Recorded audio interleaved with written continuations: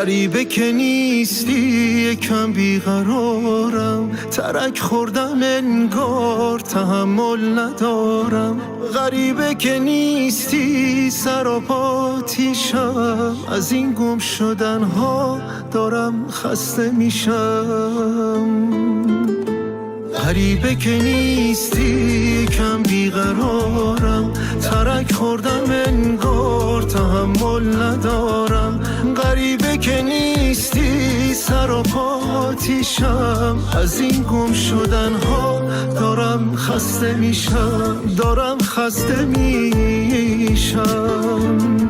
نشم عاشقانه است نه دنیا به کامه، یه چیزی شبیه آتش تو نگامه. منو به شکستن به ویرونی نسپار، غریبه که نیستی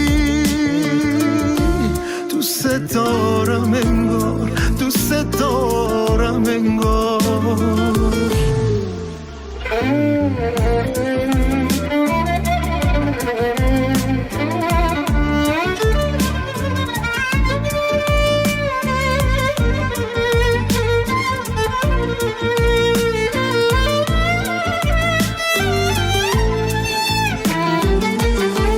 لب مرز گریم پر از آه و ای کاش تو دستات کمم کن، یکم عاشقم باش. چه بهتر که این بار شب از هم بپاشه، اگه از تو راهی به فردا نباشه. به پایان رسیدم به مرز دوراهی، به دور از تو موندم تو که خوب و ماهی.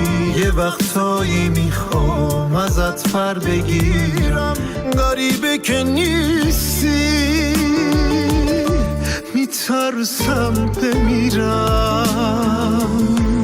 غریبه که نیستی یکم بیقرارم، ترک خوردم انگار تحمل ندارم.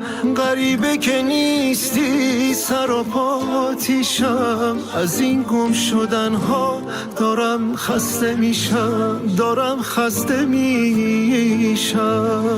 امیر بشیر، راشا تقی‌پور.